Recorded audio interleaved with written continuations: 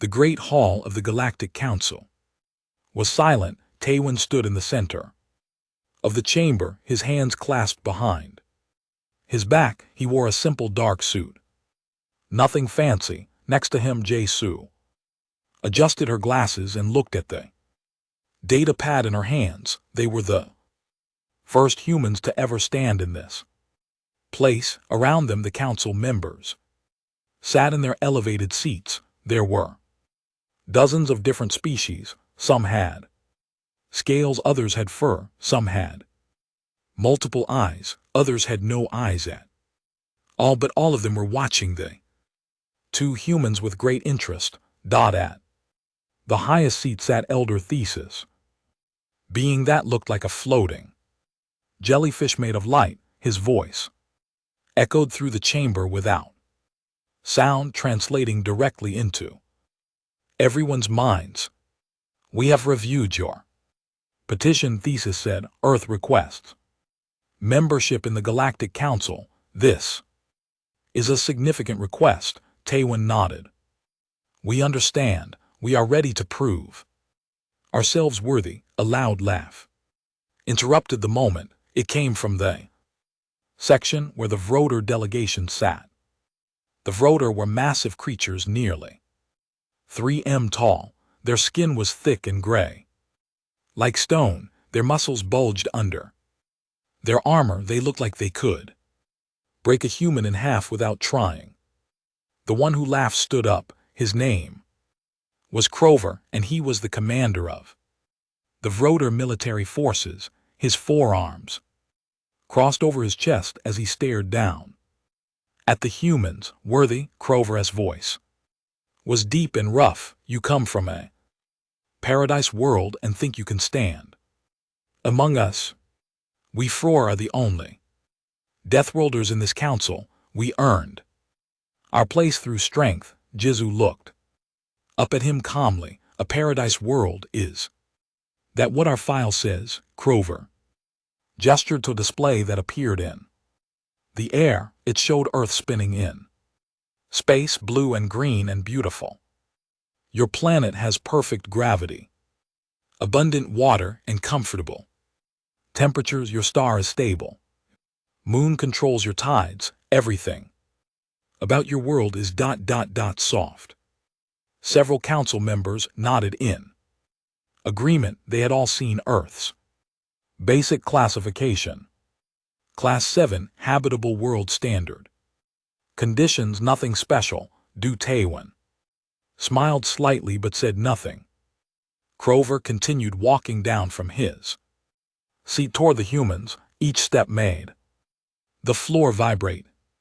"My world Carex has gravity twice what your bodies can handle. The air is thin and hot. Volcanoes cover half the surface. Radiation storms kill the weak.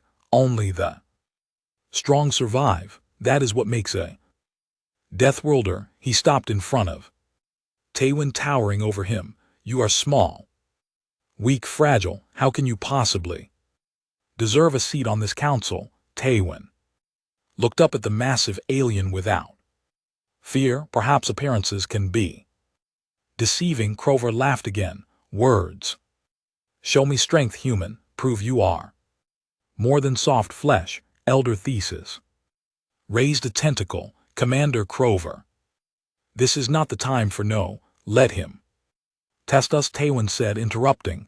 Jizu looked at him with concern, but he gave her a small nod. "If Commander Crover doubts our capabilities, let him test them. We accept any challenge."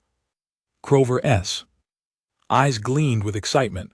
"A simple endurance test. Then you will stand in a chamber set to Carex conditions. Just stand there. If you last 10 minutes, I will recommend your membership personally." The other council members whispered among themselves. 10 minutes in Carex conditions would be brutal for most species. Many would die in less than 5. Agreed, Taywin said.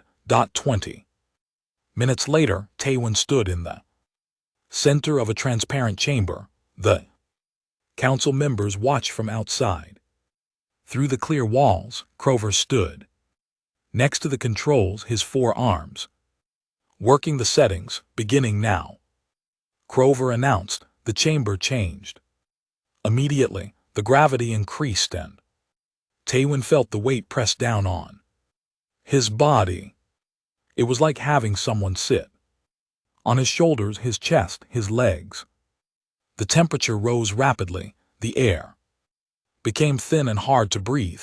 Tywin closed his eyes and focused on his breathing, in through the nose, out through the mouth, slow and steady. He had trained for high-altitude operations. When he was in the military, he knew how to handle thin air. The minutes passed slowly. Sweat began to run down his face. His legs trembled slightly from the increased gravity, but he remained standing. At 5 minutes. Crover looked surprised. At 8 minutes. He was frowning. At 10 minutes he expected the human to collapse and claim victory, but Tywin was still standing. 15 minutes passed, then 20, then 30. Jusu watched with her hands pressed against the glass. She knew Tywin was strong, but this was beyond what she expected. The other council members were leaning forward in their seats now, watching intently. At 40 minutes, Tywin's legs finally began to buckle. His face was red from the heat. His breathing was labored, but his eyes were still open, still aware. Stop the test, jeweled out. He's proven the point.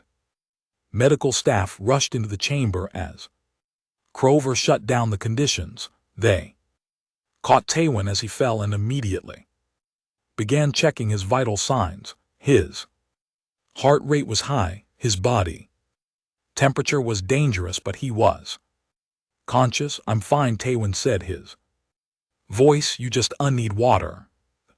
Medical staff helped him out of the chamber. Jizu handed him a bottle of water and he drank deeply.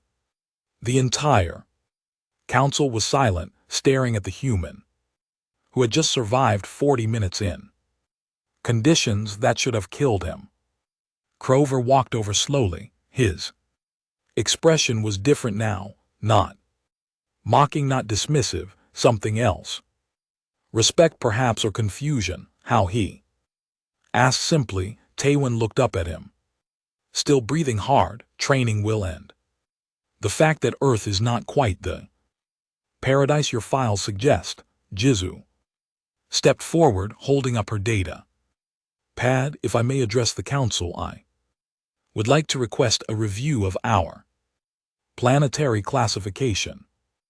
I believe there may be some incomplete information in your database. Elder Thesis floated down from his seat. Explain. Our world has challenges that might not be obvious from orbital scans. Shut carefully. We have adapted to them over millions of years of evolution. Perhaps if the council reviews the complete biological and environmental data, they will understand why humans are more resilient than expected. One of the council members, a bird-like creature with golden feathers, spoke up. Are you suggesting that Earth is also a death world? I'm suggesting, Ju said, choosing her words carefully, that Earth has trained us well for survival. We would be honored if the council would examine our world more closely before making a final decision on our membership. Crover looked at Tywin, then at Jaisu, then back at Tywin. You lasted 40 minutes in conditions that would kill most species in Tan. You did this with only basic human biology. No enhancements, no technology, just your body and your will. Yes, Tywin said. Then I withdraw my mockery, Crover said formally, and I support the review of your planetary data. Whatever Earth is, it has produced beings worthy of investigation. Elder Thesis raised his tentacles. The council will reconvene in 3 days, we will examine Earth's complete profile. Humans Taiwan and Jew, you may rest and recover. This session is concluded. As the council members filed out, Crover remained. He looked at the two humans for a long moment. Your world has secrets, he said quietly. I am beginning to think they are darker than anyone suspected. Jew smiled slightly. Every world has its challenges, Commander. Earth simply has more than most people realize. Crover nodded slowly and walked away, leaving the two humans alone in the great hall. Taiwan sat down heavily on a bench, still recovering. That was harder than I expected. You are amazing, Jew said, sitting next to him. But when they see what Earth really is, they're going to be shocked. Good, Taiwan said, closing his eyes. Let them be shocked. Let them understand that humans didn't become strong by accident. We earned every bit of our strength. Do you think they'll accept us after they see the truth about Earth? Taiwan opened his eyes and looked at her. They'll have to, because they'll realize that if we survived our world, we can survive anything this galaxy throws at us. Jew nodded, looking at the empty council chamber. In 3 days, everything would change.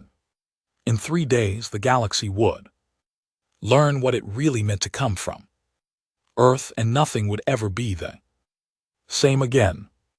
The council chamber was packed. Every member had returned for this special session. Word had spread about the human who survived 40 minutes in Kararth's conditions, and now everyone wanted to see what Earth really was. Taiwan and Jai Su stood in the center again, but this time they were not alone. 2 more humans had arrived. Han Wu was a tall man with kind eyes and gray hair. At his temple, he was a survival specialist, an evolutionary biologist. Next to him stood Smen, a combat medic, with short hair and alert eyes that seemed to notice everything. Elder Thesis floated above them all. We have reviewed Earth's complete planetary profile. What we have found is ... disturbing humans. We ask that you explain your world to this council. Help us understand. Han Wu stepped forward. A massive display appeared in the air, showing Earth rotating slowly. It looks so beautiful, so peaceful. Earth is 4.5 billion years old. Han Wu began. Life has existed on our world for nearly 4 billion years, but life on Earth is not peaceful. It is a constant war for survival. He waved his hand and the display changed. Now it showed Earth's atmosphere composition. Several council members gasped. Our atmosphere is 21% oxygen, Han Wu said. To most species in this galaxy, oxygen is a dangerous reactive gas. It causes oxidation, corrosion, and rapid aging. We breathe this constantly. Our cells use it to burn fuel for energy. We live in what many of you would consider a toxic environment. A reptilian council member raised a claw. But surely you have adapted to be immune to its effects. No, Han Wu said, we are not immune. Oxygen damages our bodies constantly. We age because of it. Our cells break down because of it. We simply heal faster than it destroys us. It is a race we are slowly losing from the moment we are born. The chamber was silent. Han Wu continued, our world is covered in water, not just water, but a universal solvent that can dissolve almost anything given time. This water falls from the sky in storms. It freezes and crushes. It floods and drowns. It supports millions of microscopic organisms that want to eat us. The display changed again, showing various Earth creatures, lions, sharks, bears, snakes, spiders, we share our world with. Apex predators, Han Wu said these creatures have teeth, claws, venom, and hunting strategies designed to kill. Humans are not the strongest species on Earth. We are not the fastest, we are not the most poisonous, we are simply the smartest and the most stubborn.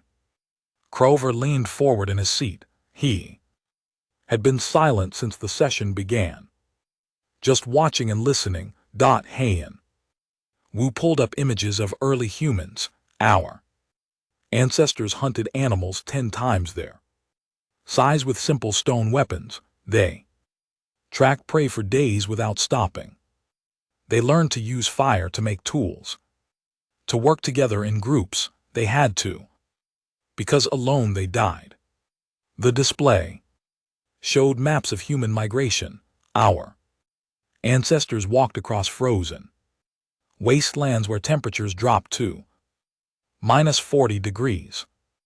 They crossed burning deserts where nothing grew. They sailed across vast oceans, not knowing if there was land on the other side. They did this not because they had to, but because they wanted to see what was there. Solomon stepped forward. Now, I want to talk about human biology, she said, about how our bodies work. A medical display appeared showing a human body in detail. Our immune system is one of the most aggressive in the known galaxy. It attacks anything foreign in our bodies. Bacteria, viruses, parasites, even our own cells if they become damaged. Sometimes it attacks too well and we develop what we call autoimmune diseases, where our body literally attacks itself. She pulled up images of injuries.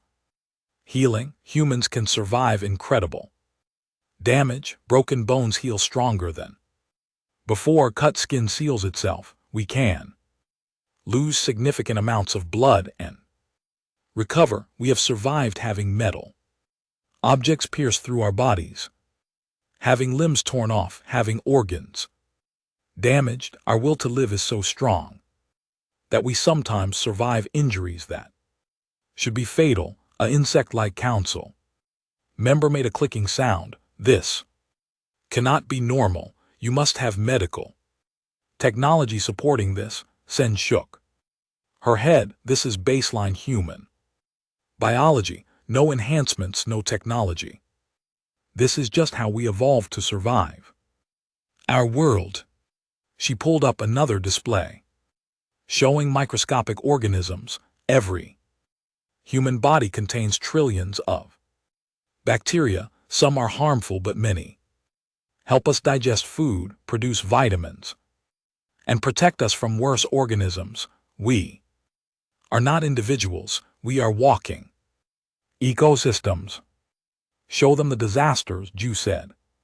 Quietly, Dawu nodded. The display changed to show hurricanes, massive spinning storms with winds that could tear buildings apart. These happen regularly on Earth. We call them hurricanes, typhoons, or cyclones, depending on where they form. Then earthquakes, showing the ground itself splitting and shaking. The surface of our world is broken into plates that constantly move. When they shift, the Earth shakes, buildings fall, mountains are created, cities can be destroyed in seconds.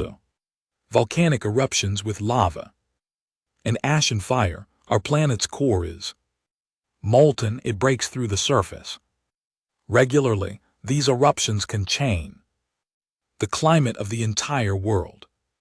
Tsunamis, massive walls of water taller than buildings. When earthquakes happen underwater, they create these waves.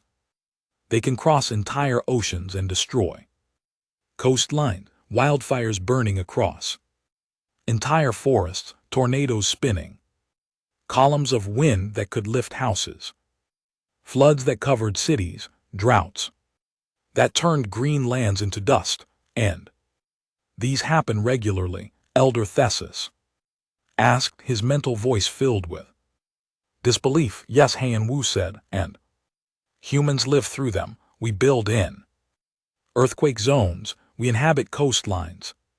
Threatened by tsunamis, we farm in areas that flood, we adapt and survive.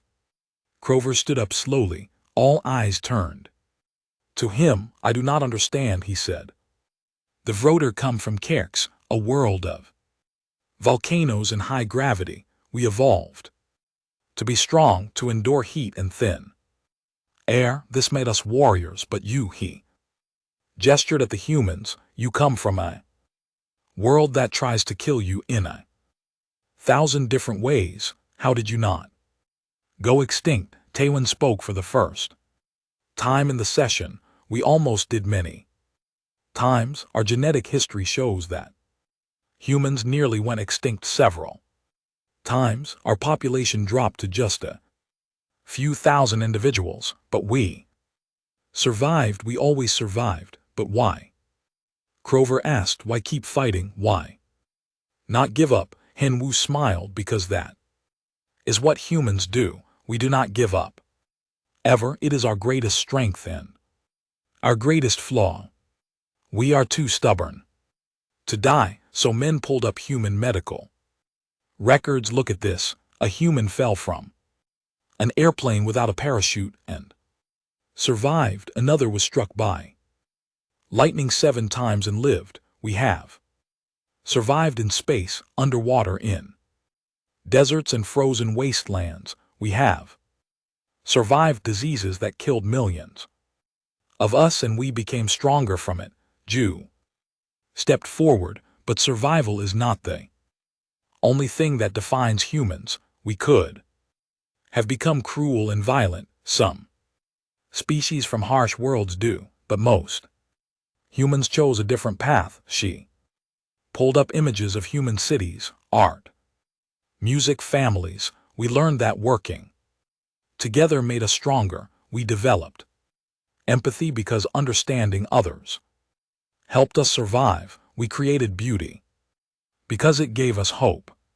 We built civilizations because we believed the future could be better than the past. We are Deathworlders, Taewon said, but we are not monsters. We are survivors who chose to build rather than destroy. We fight when we must, but we prefer to cooperate. Their council chamber was completely silent. Every being there was processing what they had learned. Earth was not a paradise world. It was possibly the most hostile habitable planet anyone had ever encountered, and humans had not just survived it, they had mastered it.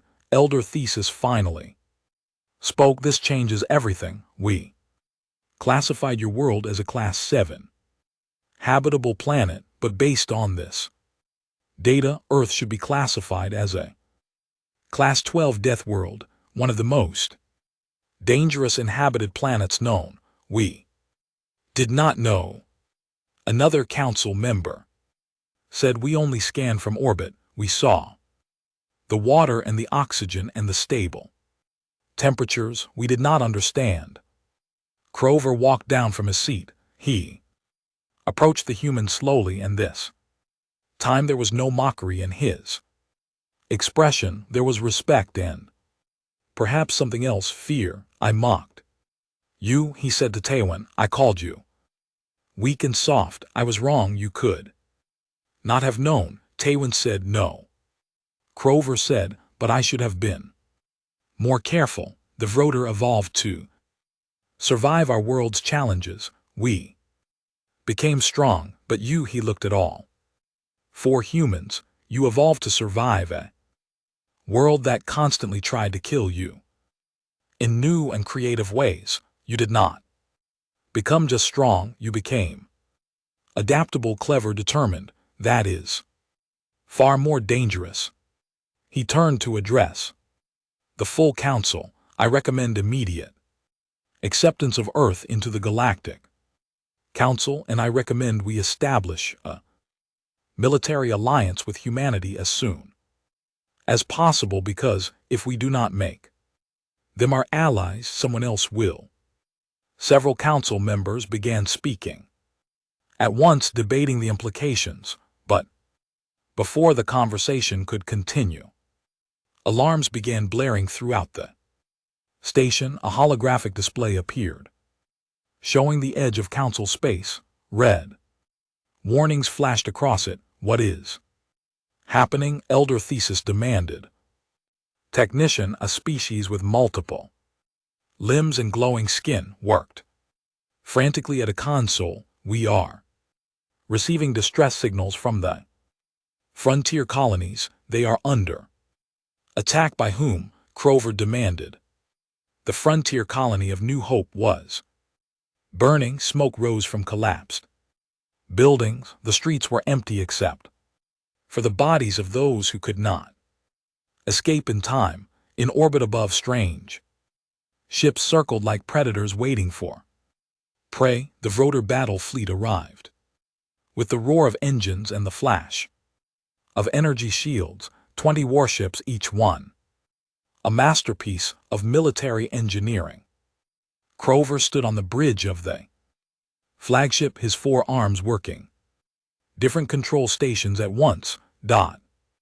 Next to him, looking small and out of place, stood Taiwan and 2 other humans who had joined the mission. Dongru was a special forces operative, quiet and calculating. Every was an engineer who looked too young to be on a warship, but whose eyes gleamed with intelligence. When she saw the ship systems scan the enemy vessels, Crover ordered. The tactical display lit up. 6 enemy ships, each one organic, looking with curved hulls that seemed to breathe.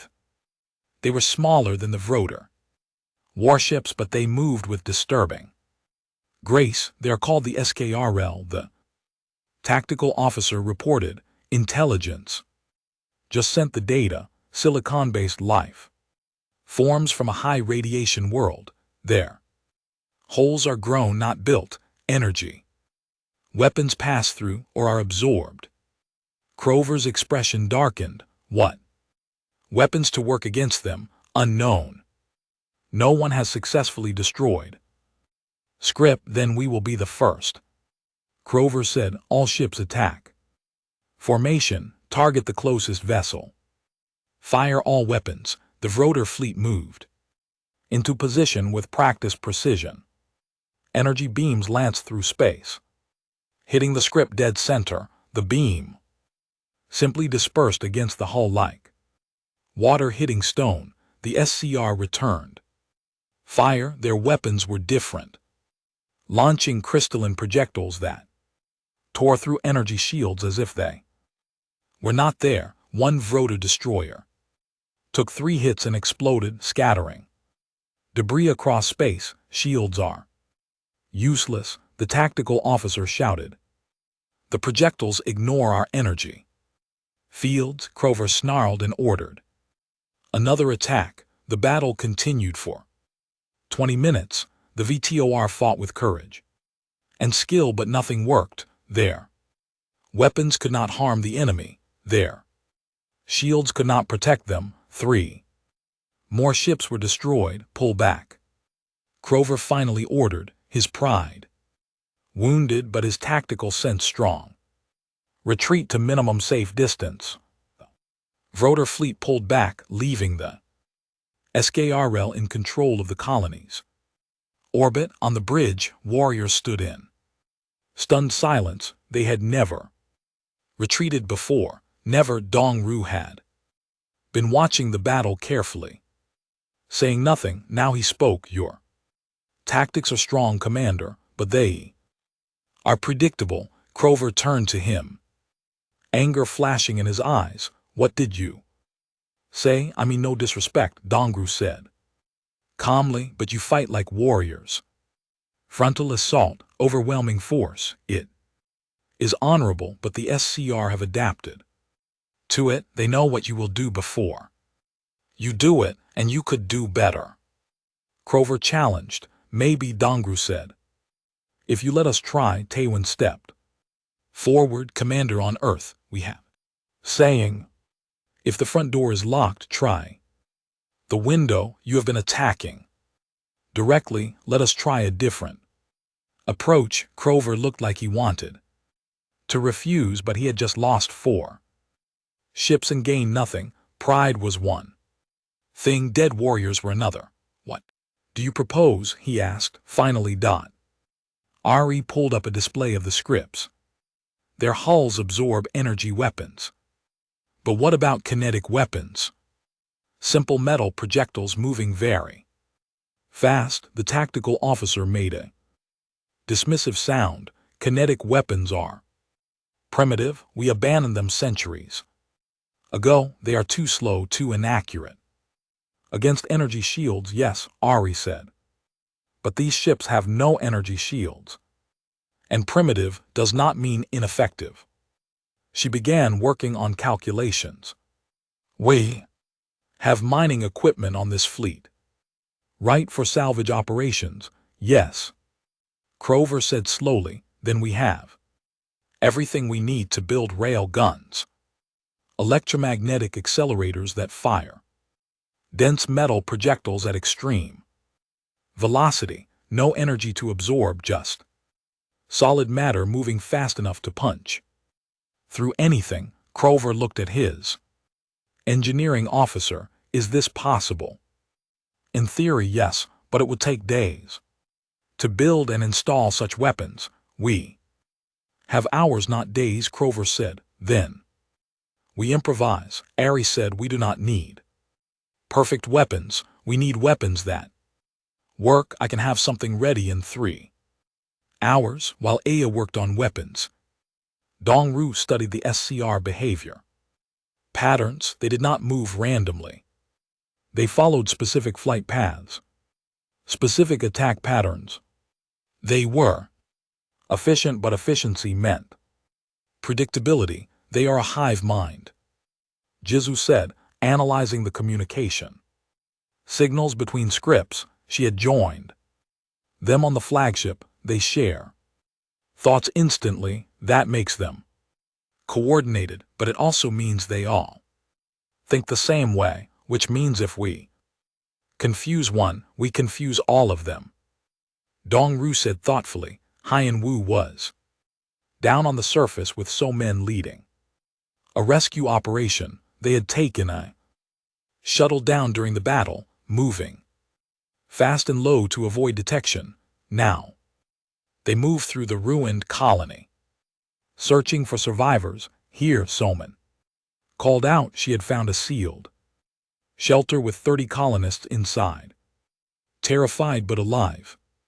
We need to move them to the extraction point, but between them and the extraction point were SCR forces, insect-like creatures that moved in perfect synchronization, their crystalline weapons cutting through anything in their path. Haiyan Wu studied the terrain. The colony was built near a forest, and the forest was full of earth plants that humans had brought for terraforming. He smiled slightly. So men get the colonists ready to move. I have an idea. He moved into the forest and began collecting samples. Certain earth plants, when crushed and mixed, created powerful irritants. Others produced compounds that disrupted nerve signals. Humans had spent millennia learning which plants to use for medicine and which to avoid. Now that knowledge became a weapon. 20 minutes later, Haiyan Wu had created a crude chemical dispersal device. It would not kill the SCR, but it might disrupt their coordination. He set it up along the path the Skrell were using and triggered it remotely. The effect was immediate. The Skrell began moving erratically, their perfect synchronization broken. They stumbled and fired randomly, hitting each other instead of their targets. Move now, Han Wu shouted. Men led the colonists through the chaos, moving fast and quiet. The Skrell tried to pursue, but could not coordinate their movements. By the time they recovered, the humans and colonists were gone. In orbit, Every had finished her work. It was not beautiful, it was not elegant, but it was functional. She had taken 3 mining drills and modified them into electromagnetic rail guns. They were mounted on the outside of the flagship, aimed manually because there was no time to integrate them with the ship's targeting systems. This is insane, the VTOR weapons officer said, looking at the jury-rigged weapons. Insanity is doing the same thing and expecting different results, Ari said. This is different might work. Crover looked at the makeshift weapons. Then at Dongru. What is your plan?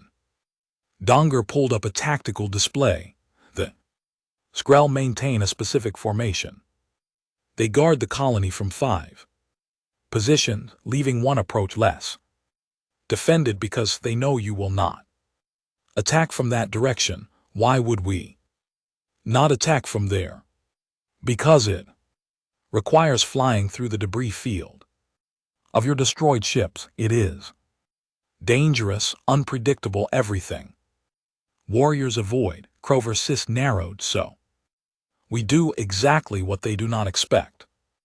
We use the debris as cover, and we attack. At night, Dongru added, there is no night in space. No, but there is night on the planet below. We wait until the colony is in darkness, then we come in low and fast, using the planet's shadow to hide our approach. The SCR will have to adjust their positions to track us, breaking their formation. That is when we strike. It was risky, it was unconventional, it went against every tactical doctrine the Vroder had developed over centuries. Crover loved it. Prepare the fleet, he ordered. We attack in 2 hours when the colony enters night cycle.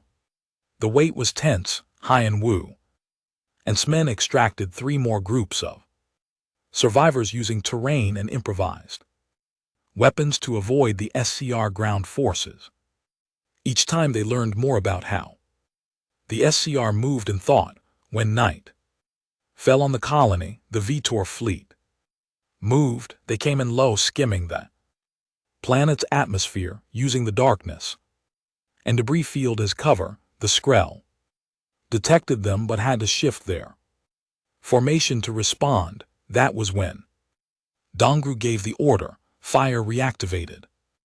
The rail guns, metal projectiles dense and fast, shot through space. They were not elegant, they were not precise, but they were solid matter moving at incredible speed, and when they hit the SCR ships, they punched through the organic hulls like paper.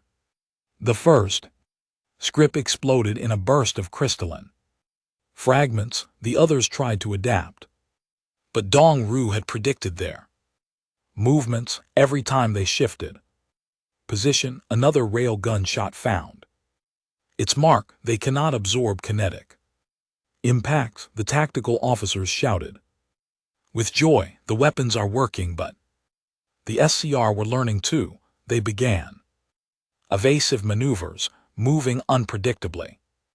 2 more shots missed. They are adapting, Crover said. Then we adapt faster, Taewon said. Jaisu, can you jam their communication signals? I can try. Jaisu worked quickly, broadcasting interference on the frequencies the SCR used. The effect was immediate. The Galactic Council chamber was different now. The atmosphere had changed. Where once there had been curiosity and doubt about humanity, now there was something else. Some species looked at the humans with respect. Others looked at them with fear. A few looked at them with both. Duan and Ju stood in the center once again, but they were not alone. Hien Wu, Sin, Dongru and Ari stood with them, behind them in A gesture that surprised everyone stood. Crover and a delegation of Rotor warriors. Elder Thesis floated above them all, his glowing form pulsing with light. The council has reviewed the reports from the frontier. The Skrull were defeated using human tactics and improvised weapons. This has created significant debate among our members. A scaled being with multiple heads spoke up. The humans are dangerous. They turn anything into weapons. They fight without honor. They are unpredictable. They saved a colony. Crover said, his deep voice cutting through the chamber. They saved my warriors. Is that not honorable? Another council member, a floating orb of energy, responded, Commander Crover, we understand your gratitude, but we must consider the implications. The Vroder are warriors. You value strength and courage. Humans value survival and adaptation. These are very different philosophies. No, Craver said, they are not so different. The Vitor survived Carex by being strong. Humans survived Earth by being clever. Both are valid paths to survival. Both deserve respect. The debate continued with different species voicing different opinions. Some wanted to accept humanity immediately. Others wanted more time to study them. And few wanted to reject them entirely. Finally, Elder Thesis raised his tentacles for silence. Humans, you have shown us your strength. You have shown us your adaptability. But there is something we do not yet understand. We need to understand not just what you are, but who you are. What drives you? What do you value beyond survival? Taywin looked at Jaisu, then at his companions. They had discussed this moment, prepared for it, but now that it was here, he felt the weight of speaking for all humanity. He stepped forward. May we bring forward 2 more of our people? They can explain better than we can. Elder Thesis nodded. Permission granted. 2 humans entered the chamber. Young Su was older, with white hair and gentle eyes. He was a cultural anthropologist who had spent his life studying how humans build societies. Next to him walked Yunha, a philosopher, an ethicist who looked small but spoke with quiet authority. Young Su bowed respectfully to the council. Thank you for allowing us to speak. My colleagues have shown you what humans can do. I am here to show you what humans choose to do. He activated a display. Instead of weapons or battles, it showed human art. Paintings of sunsets, sculptures of dancing figures, music that filled the chamber with sound both strange and beautiful. This is from Earth, Yang Su said. Not our weapons, not our tactics. This is what humans create. When we are not fighting for survival, we make beauty. He showed them more books filled with stories, buildings designed not just for function but for elegance, gardens planted not for food but for peace. Earth tried to kill us, Young Su continued. Every day was a struggle, but we did not let that struggle define us. Yes, we learned to fight. Yes, we became survivors, but we also learned to create, to imagine, to hope. You have stepped forward. Now the council is worried that humans are dangerous because we turn anything into weapons. You are right to worry. We are dangerous, but let me explain why we are not monsters. She pulled up images of humans helping each other, doctors treating the sick, teachers educating children, strangers helping strangers during disasters. Earth's cruelty taught us something unexpected. Yunha said it taught us that life is precious because it is fragile. We watched our ancestors die from disease, from hunger, from predators. We learned that alone we were weak, together we could survive. She showed images of ancient human communities, small tribes working together to hunt, to build, to protect each other. We developed empathy, not because we were kind, but because we needed to understand each other to survive. We learned to read faces, to interpret emotions, to predict what others would do. This was a survival skill, but over time it became something more. It became compassion. Young Su took over again. Humans are not naturally peaceful. We have fought wars. We have hurt each other, but we have also built civilizations based on cooperation. We created laws to protect the weak. We developed medicine to heal the sick. We made art to give each other joy. He looked around the chamber, meeting the eyes of different council members. You fear us because we are adaptable and clever, but our adaptability means we can change. Our cleverness means we can learn. We are not locked into one path. Iha added. Every species here evolved to fit their world. The Vroder became strong because Kerks demanded strength. Other species became fast or smart or social. Humans became adaptable because Earth demanded everything. We had to be strong and fast and smart and social. We had to be all of it. But Yang Su said that same adaptability means we can choose who we want to be. We survived Earth, but we do not have to let Earth's cruelty define us. We can choose cooperation over conflict. We can choose to build rather than destroy. A bird-like council member spoke up. But you do destroy. You defeated the SCR with improvised weapons. You turned mining equipment into instruments of war. How can you claim to value peace when you are so good at war?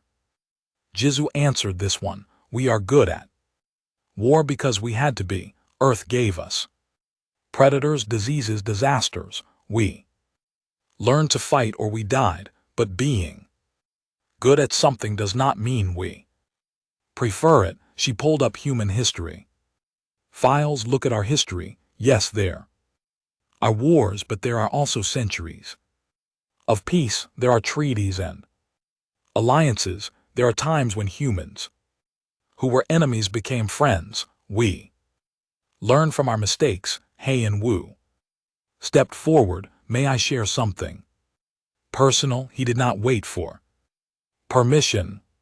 When I was young, I almost died from a disease. Earth's bacteria invaded my body. My immune system fought back, but it was not enough. I was saved by doctors who used medicine developed over thousands of years. Medicine created because humans decided to fight disease instead of each other. So men added her own story. I am a combat medic. I'm trained to hurt and to heal. Every day I choose healing because being able to hurt someone does not mean you should. Having the power to destroy does not mean you must destroy. Dongru, who had been silent until now, spoke up. I am a soldier. I have fought in wars. I have killed to protect my people, but I have also helped rebuild after wars ended. I have taught former enemies how to work together. Violence is a tool we use when necessary, but it is not who we are. Ray, the engineer, said simply. I built weapons from mining drills because it was necessary to save lives. But I would rather build bridges than weapons. I would rather connect people than divide them. Crover listened to all of this with a complex expression. Finally he spoke. I have fought beside humans. I have seen them in battle. They are fierce and clever and adaptable. But I have also seen something else. He paused, choosing his words carefully. When we rescued survivors from the colony, the humans did not just save their own kind. They saved everyone. Vroer colonists, other species, they risked their lives for beings they had just met. That is not the behavior of monsters. That is the behavior of I do not have a word for it, heroes, suggested a council member. No, Crover said, heroes are rare, special. What the humans did was not special to them. It was normal, expected. They see someone in danger and they help, not because they are heroes, but because that is what they believe is right. Elder Thesis pulsed thoughtfully. So, humans are dangerous but choose to be kind. You are violent but prefer peace. You can destroy but would rather build. Is this accurate? Tywin nodded. Yes, we contain contradictions because Earth forced us to. We can be gentle with children and fierce with threats. We can grieve for enemies and celebrate with friends. We can forgive terrible wrongs and remember small kindnesses. We are complicated because life is complicated. Added, and we believe that is our strength, not our weakness. We are not simple. We cannot be easily predicted or controlled, but we can be trusted if you take the time to understand us. Yang Su pulled up one final image. It showed Earth from space, blue and green and beautiful. This is what we fight for. Not territory, not resources, not power. We fight for the chance to live and love and create. We fight so our children can have better lives than we did. We fight because we hope tomorrow will be better than today. The chamber was silent for a long moment. Every council member was processing what they had heard. Humans were Deathworlders, yes, but they were Deathworlders who chose compassion, survivors who chose to build, warriors who preferred peace. A council member who had been silent throughout spoke up. She was an elderly being covered in soft fur, representing one of the oldest species in the galaxy. I have lived for 300 years. I have seen many species join this council. Some bring strength, some bring knowledge, some bring resources. But I have never seen a species bring hope. She looked at the humans. You survived a world that should have killed you. You could have become bitter and cruel. Instead, you became complicated and compassionate. Earth's orbital defense grid lit up with warnings. The Skrull fleet had arrived. Not 6 ships like before, not 20, 300. Ships filled space around humanity's home world, each one pulsing with hostile intent. In the command center in Geneva, human military leaders watched the displays with grim faces. Admiral Hand stood at the center, coordinating Earth's defenses. Next to him, his second in command, Captain Seo, worked the communication systems. How long until the council fleet arrives? Juan asked. 2 hours, Co replied. We need to hold until then. 2 hours against 300 ships, Juan said quietly. Has anyone told Earth's population? They know. The government announced it 30 minutes ago. Juan nodded. He expected panic, riots, chaos. Instead, something else happened. Something very human across Earth. People did not run, they prepared. Families went to shelters, yes, but they did so calmly and efficiently. Volunteers reported to civil defense stations, doctors prepared hospitals, engineers checked backup power systems, teachers made sure children were safe, and the military mobilized every ship, every weapon, every soldier. Earth had been at peace for decades, but humans never forgot how to fight. Launch all defense platforms. One ordered. Prepare ground-based rail guns, and someone get me a direct line to that SCR fleet. I want to talk to whoever is in charge.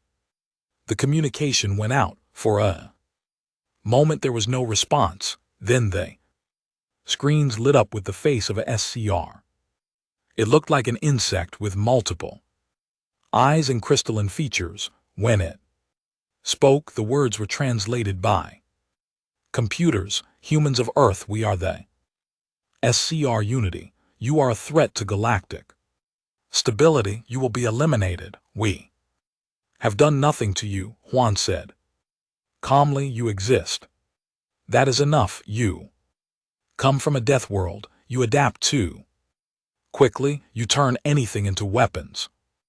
You infect other species with your ideas of hope and cooperation. You are dangerous, so you attack us because you are afraid of us. We attack you because it is logical. You will become too powerful if left unchecked. This is preventive action. One smiled, though there was no humor in it. You think you are the first to try to destroy humanity. Earth itself has tried to kill us for millions of years. Diseases, predators, disasters. We are still here.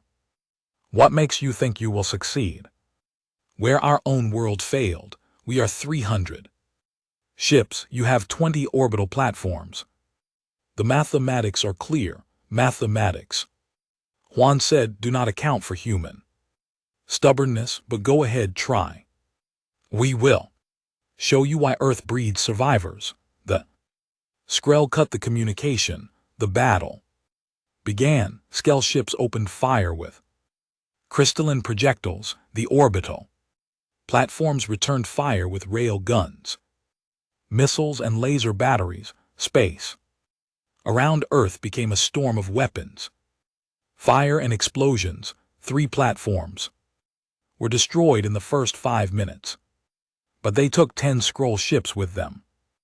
On Earth's surface, the SKRL began landing troops. They chose the Amazon rainforest as their landing zone, expecting to overwhelm the lightly populated area quickly. They had made a terrible mistake. Hyan Wu, who had been on Earth preparing for this moment, stood in the forest with local defense forces. He looked at the SCR landing craft and smiled. Let them come. This is our world. Every plant, every animal, every microbe is on our side. The SCR troops emerged from their ships and immediately encountered problems. The humid air was different from their home world. The gravity was wrong for their bodies. Strange insects bit them. Plants with thorns caught their legs. And then the humans attacked, not with advanced weapons, with traps, pitfalls, nets, improvised explosives made from fertilizer. The SCR used to predictable enemies found themselves fighting an enemy that used the environment itself as a weapon. God Hyan Wu led small groups of soldiers on hit-and-run attacks. Strike, disappear into the jungle. Strike again from a different direction. Skrell tried to adapt, but the jungle had too many hiding places, too many dangers. In orbit, Admiral Juan watched as more orbital platforms fell. Earth's forces were brave and skilled, but they were outnumbered 15-1. Then, like a gift from the stars, Council fleet arrived. Crover's flagship led the way, followed by Verter warships and vessels from a dozen other species. They crashed into the Skray fleet like a hammer, but the SKRL had learned from their last encounter. They had adapted their tactics, modified their ships. The battle was still desperate. On the flagship, Taewon stood on the bridge next to Crover. Dong Ru worked a tactical station. Every monitored the weapon systems.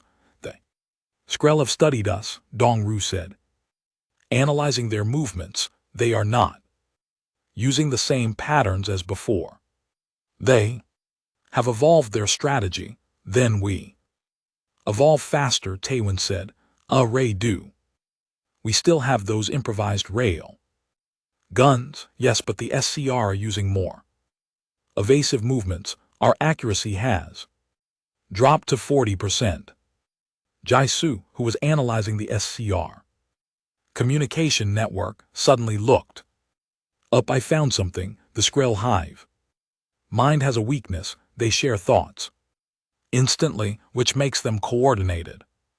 But it also means they all experience the same thing. If we can overload their network with information, we can confuse the entire fleet. How Crover asked, we broadcast noise, random signals, contradictory data. Their hive mind will try to process it all at once and become overwhelmed. Taewon thought quickly, so Men is on Earth's surface, can we relay the plan to her?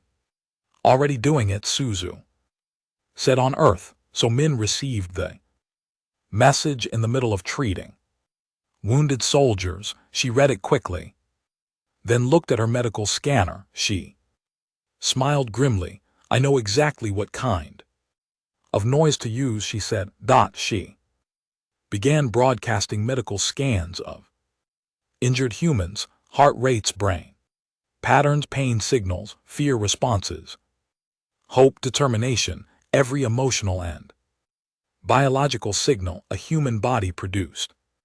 During crisis, the Skrill, who had never encountered such complex emotional data, tried to process it all. Their hive mind began to overload. Ships started moving erratically. Communication became confused. In the Amazon, the SCR ground forces suddenly lost coordination. They began firing randomly, hitting each other.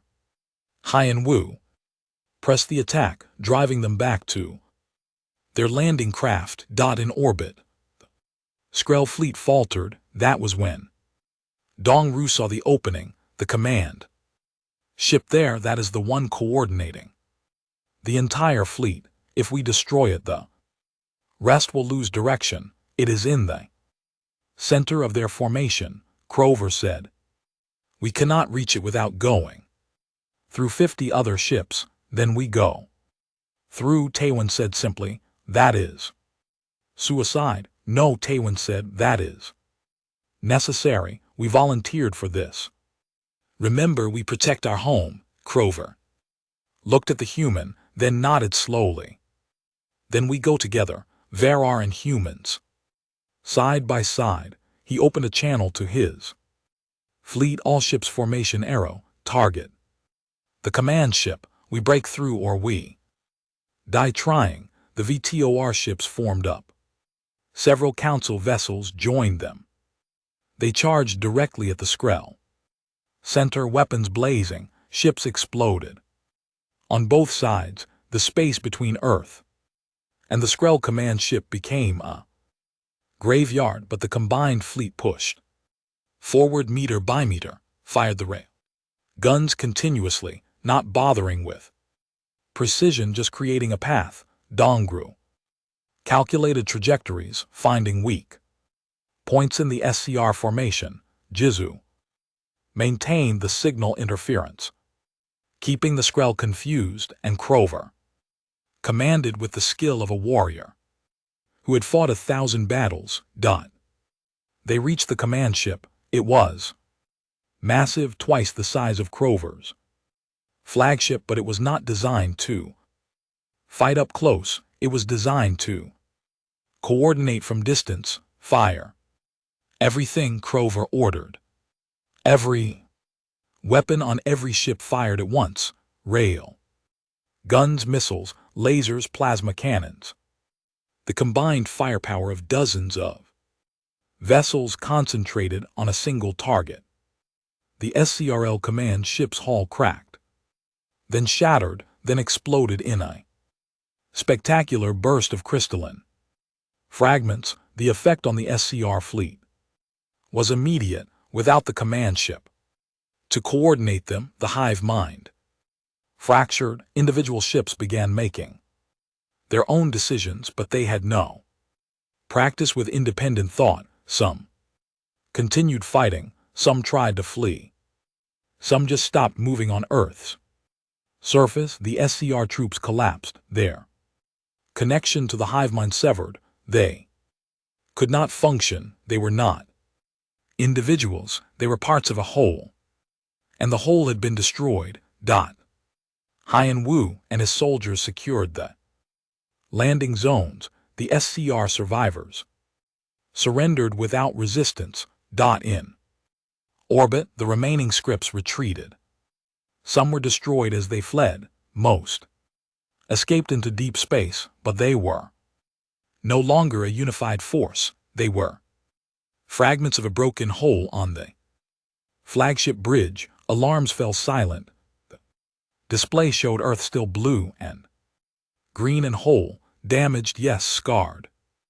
Yes, but alive. Du Taiwan felt his legs give out. He sat down hard on the deck. Exhausted, Ju sat next to him, her hands shaking from the adrenaline. Leaving her system, Crover remained standing, but even he looked weary. We won, he said as if surprised. We survived, Taiwan corrected. That is what humans do. Over the next hours, the aftermath was sorted out. Casualty reports came in. Thousands dead, orbital platforms destroyed, cities damaged, but Earth had survived. Humanity had survived. Yang Su and Yunhe arrived on a transport from the council station. They went immediately to the SCR prisoners being held in detention. The Skrell, separated from their hive mind, were confused and frightened.